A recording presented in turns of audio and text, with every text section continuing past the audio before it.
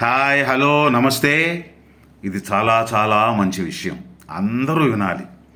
కొడుకు గొప్ప లేక కోడలు గొప్ప అంటే నా దృష్టిలో, నా అనుభవంలో పరా ఇంటి అమ్మాయి అయినా కోడలే గొప్ప.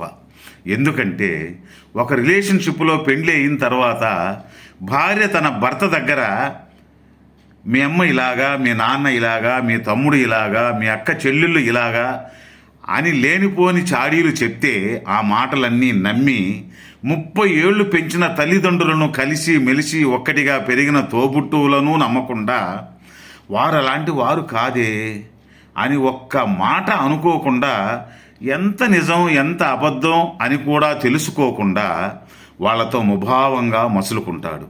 కానీ అదేవిధంగా తన భార్య దగ్గర వాళ్ళ తల్లిదండ్రుల గురించో తోబుట్టువుల గురించో చెడుగా చెప్పాడు అనుకో, ఆ సెకండులోనే వాళ్ళ తల్లిదండ్రులకు ఫోన్లు చేసి అరిచి రచ్చజేసి గలాటా సృష్టించి పుట్టింటికి క్షణాల మీద వెళ్ళి వారితో లేనిపోని మాటలు చెప్పి కొంప కొల్లేరు చేసి ఒక రణరంగం సృష్టిస్తుంది. అంటే దానికున్న తెలివితేటలు, వాళ్ళ మీదున్న ప్రేమానురాగాలు వీడికి ఇంకొక జన్మ ఎత్తినా కూడా రావు మిత్రమా. అందుకే వాళ్ళ తల్లిదండ్రులకు తోబుట్టువులకు కోడలు అంత గౌరవ మర్యాదలు, తినడానికి తిండి లేకపోయినా గొప్పలు చెప్పడాలు చేస్తుంది. కాబట్టి కోడలే గొప్ప. ఈ చెప్పుడు మాటలు విని తల్లిదండ్రులతో విభేదాలు పెట్టుకునే వెధవల కంటే పుట్టింటి గౌరవం కాపాడే కోడలే మిన్న.